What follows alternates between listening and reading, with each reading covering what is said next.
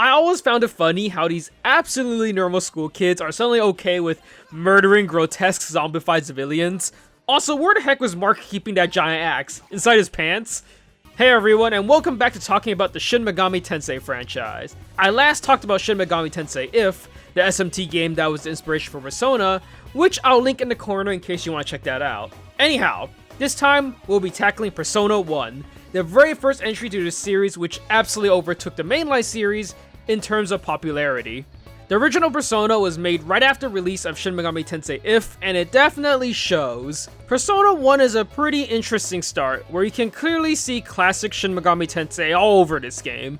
At the same time, there are plenty of new ideas that were implemented into this entry, as well as a different focus on the main themes of the plot that really separates this game from just being another Shin Megami Tensei under a different name. There's a lot of incredibly cool gameplay concepts in this game as well. The first three Persona games, Persona 1, Persona 2 Innocent Sin, and Persona 2 Eternal Punishment, and even Shin Megami Tensei If, have a pretty strong sense of continuity and world building between the games, which I greatly enjoy. If you want a quick rundown of the franchise, again, just check out the early part of the previous video I linked. The first thing I would like to mention before I get right into it is that I'll be focusing on talking about Persona using the PSP remake as opposed to the 1996 PlayStation original. Reasons for this being that it's just better in every conceivable way. It's got completely new animated videos for the openings and many of the cutscenes. Although the base gameplay and the graphics are pretty much the same, the quality of life has been vastly improved in many ways. The PSP version also has a fantastic soundtrack by the exact same sound guy, Shoji Meguro, adding a ton of new songs as well as remixing plenty of the older ones. The vocal song Lone Prayer is an absolute banger compared to the original battle music for the PlayStation release. The localization for the PSP version has been completely redone as well, which is great because the original did a lot of strange things to try and change the game to be more American, not the least of which was turning Masao into a black boy named Mark for whatever reason. Even bigger than all of that though, the Snow Queen route, which is a completely separate 10 to 15 hour campaign, is present in the game, as opposed to being cut out like in the original English release, which is fantastic because I think the Snow Queen route is part of what makes Persona so special. As always, I want to start by talking about the premise of the game, however this time will be a little different. As I just mentioned, Persona 1 is actually composed of two completely separate and distinct storylines, where depending on the choices you make early in the game, you embark on either the main Sebek storyline or the alternate Snow Queen storyline. While I'll get into how these two are drastically different from each other, for now, I'll just mention the story leading up to both. The nameless main character and his group of friends, like a couple of absolutely normal school kids, participate in a weird fortune-telling ritual called Persona. Mostly as a joke, all of the characters suddenly fall unconscious, and in their dreams are led to Philemon, who gives them the power of Persona and warns them of an incoming disaster. Soon after, the main character, Nanjo, Mark, and Yukino head over to check up on their hospitalized friend Maki. However, a disturbance happens and Maki vanishes, and the entire town is attacked by demons. When you regroup at school, a healthy Maki appears as if she was never hospitalized in the first place. At this point, the game splits between the Sebek route and the Snow Queen route. On the Sebek route, you team up with Nanjo, Masao, the strangely energetic Maki, and one other character from a potential cast list in order to figure out what is going on with the town, why everything is incredibly similar but different, and what is the Sebek's corporation involvement with all of this. The Sebek route can be considered the main story of the game. For the Snow Queen route, by exploring the school before heading out, the main character discovers the urban legend known as the Snow Queen, where everyone who has worn a mask to play the title role has died, with the only exception being the teacher Sayako. After finding the mask, Sayako puts on the mask while explaining it, which leads her to be possessed by the Snow Queen and freezing the entire town and school. The main character, Yukino, and three other teammates chosen from potential cast list must climb 4 entirely separate towers, uncover the tragedies behind the Snow Queen, and escape from the frozen school. There is a lot I want to highlight when it comes to Persona 1. I think overall, it's a solid first spin-off entry that took many of the concepts they had in Shin Megami Tensei If, but made them a lot better. At the same time, it's still a very classic Shin Megami Tensei, and comes with the similar problems, albeit quite alleviated, which I will get into first. At this point in the Persona series, they're still using the same dungeon crawling style of gameplay, which is familiar for those who have played any SMT before this one. With that said, it has been greatly improved in many ways. For one, there's a clear distinctive minimap that doesn't require you to cast a spell in order to access. The display has also been blown up to fit the whole screen, with a basic party status on the right hand side, which is much nicer. The original PlayStation version wasn't lucky enough to have this quick party display, but again, that's why we're talking with the PSP version in mind. Map navigation is quite snappy, where turning doesn't take an eternity anymore, thank the lords. Added in as well is a new, more intuitive in-town navigation, where whenever you move into a room, your characters show up as sprites that can walk around, interact with objects, and talk to people like in every other JRPG, which is a welcome change compared to older games. Some of the dungeon designs is still pretty evil, especially if you decide to embark on the Snow Queen route, but if you are just playing the Sebek route, then overall it isn't anywhere near as bad as older SMTs. The worst it gets really is just dealing with completely blackout rooms where you can't see anything sometimes. Combat is given a new change as well, where instead of just slapping enemies in a void, it now takes place in a grid-based system where positioning matters, and characters all have different ranges. This new positioning-focused combat makes every weapon and skill feel a lot more unique, especially with all their new animations, and gives a much greater deal of strategy when it comes to the gameplay. Unlike in previous games where demons were party members, this time around they serve as junction systems for the main characters. Basically, they are like special equipments that give characters bonus stats, abilities, and spells, with each character being able to switch between 3 during battle. This is the same system used in Persona 3, 4, and 5, however, unlike in those games, every character this time around can get access to personas, as opposed to just the protagonist, with each having an affinity to a specific type. Finally, the last part to cover is Persona negotiations, where it's a lot better than classic SMT because classic SMT negotiations were terrible, as I already covered. This time around, each party member has a set of unique persuasion options, and they try to make it real complicated by demons having 4 different gauges, happiness, anger, eagerness, and fear, which do a bunch of different stuff depending on combination, but really it's just a matter of trying to max out the eagerness one, since that's the one that gives you the persona spell cards, which when fused, lets you make personas. While each demon has a personality trait to kind of try to guide the player on what reaction to use, in the end it's still subject to randomness, where demons with the same traits will have different responses. It does feel like it makes slightly more sense though, and is a bit more lenient, since you can mess up until you can find the option that the demon really likes, and that option tends to be pretty consistent once you find out what it is.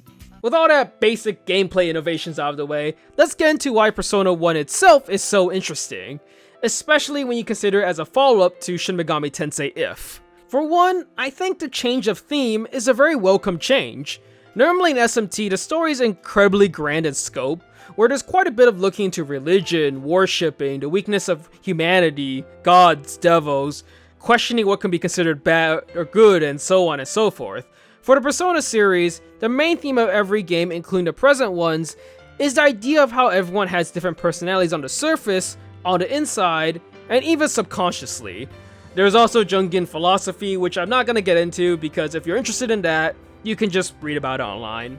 This naturally leads to a much more character-driven story, which I kinda like, where the plot revolves around the main characters and getting to know them, as opposed to the mainline SMT, where honestly, a lot of the time, the plot kind of devolves into watching both the angels and devils commit atrocities, seeing 2 of your companions join one side and they try to get you on their side. Not saying SMT's grand scale is necessarily bad, but I do really like the more character-heavy focused plots in the Persona series. Going off of this character emphasis, it's also really cool how in every single room you go to in this game, your party members have something unique to say. This really goes a long way in making each party member feel like their own character. During the Sebek route, every character feels super important, although granted, it's kinda obvious that the 3 required characters, Nanjo, Maki, and Mark, get much more lines than the optional character you recruit. Speaking of which, another thing that makes a return from SMT If, in a way, is how the game gives you options for who to pick in your party. Specifically in the Sebek route, you're forced to go with Maki, Mark, and Nanjo, with your last character being either Ellie, Brown, or Ayase, or the super hidden Reiji.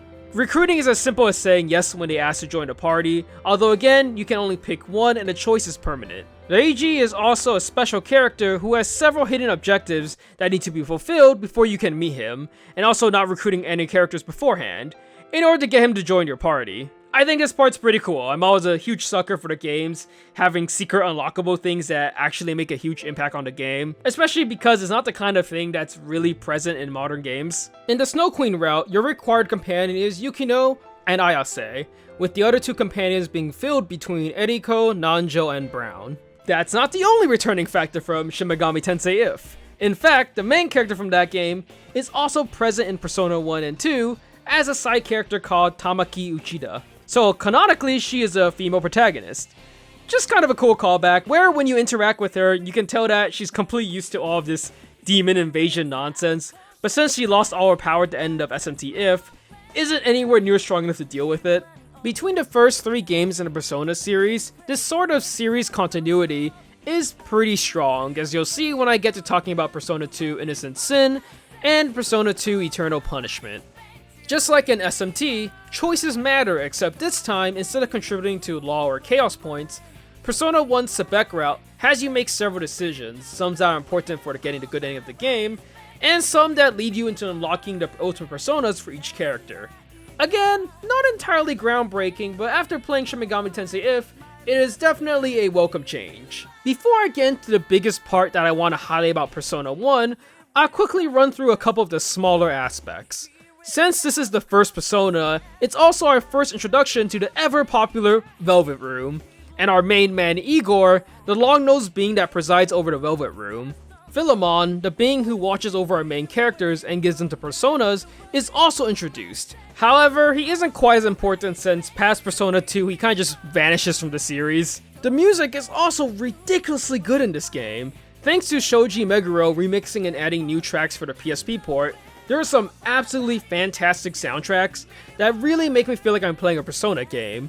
From the banger that is the battle theme Lone Prayer, the town theme School Days that feels like it's straight from Persona 3 or 4, Overcoming Sadness which highlights the pivotal points of the game, all the way to the final boss theme. It's quite frankly a rather amazing soundtrack, and I hope you've enjoyed listening to it in the background. Finally, the last part of Persona 1 that I want to highlight is the Snow Queen route, as in all of it. The fact that Persona 1 has a completely separate 20-ish hour campaign should be crazy enough, but the fact that it is completely different in every way from the Sebek route makes it that much more amazing. For one, there is complete new music for every single location present in the Snow Queen route, including the final boss.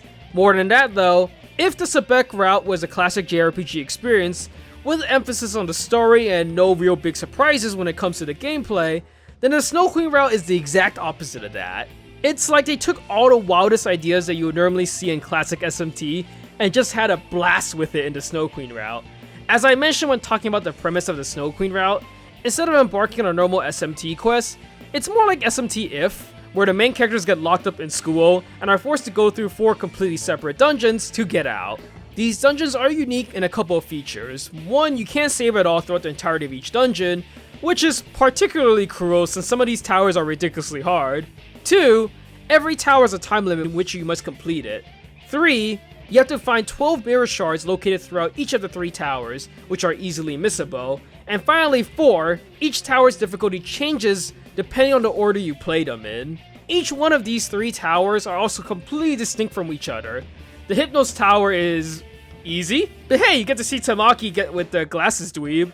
Nemesis Tower forces you on a clock where the boss gets stronger as more time passes, and it tries to lure you to waste more time by searching for more items.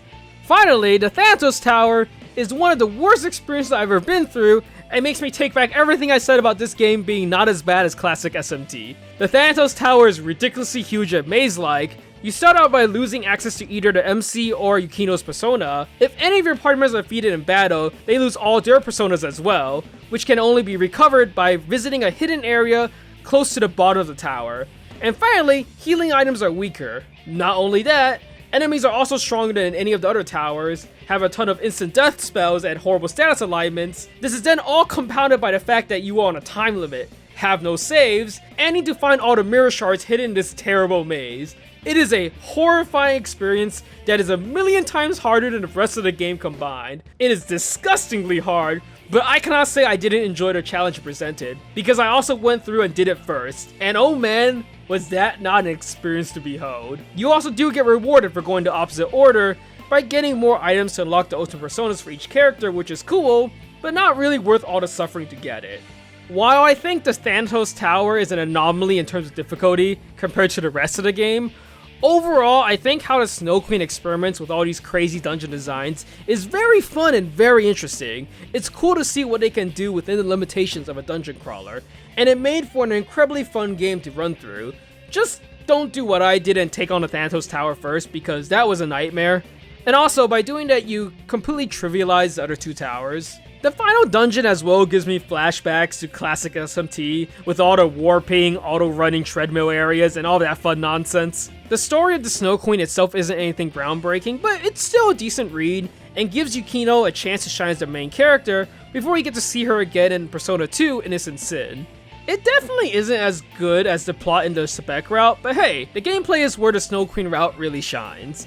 And yeah, that's Persona 1. I will say, the PSP version of Persona 1 is definitely way better than the original game, and I honestly enjoyed my time playing it. Watching Maki's change throughout the entirety of the Sebek plot was a great experience, and running through the gauntlets that never stopped surprising me in the Snow Queen route was another welcome change that I gladly dived into, although again, the Thanatos Tower still gives me nightmares to this day. It was pretty cool to see some of the ideas behind Shin Megami Tensei If carried forward and developed further in Persona 1, as well as seeing Tamaki again. And we will see all these aspects be put into a much more amazing story in the form of Persona 2 Innocent Sin and Eternal Punishment, when I get around to talking about it, which who knows when that will be. If you enjoyed my look at Persona 1, the like and subscribe buttons are there. If you want to get notified to when my Persona 2 video comes out, the notification and all buttons are there as well. Hopefully I'll get around to it when I've got some time to go through them actually, since although I've played them before, I haven't quite gotten around to finishing them, and I do want to check out the PSP versions instead to see how much better it is. Here are two of my other videos I've done, my Twitter handle as well, and with that, I'll see you in the next one. Till next time!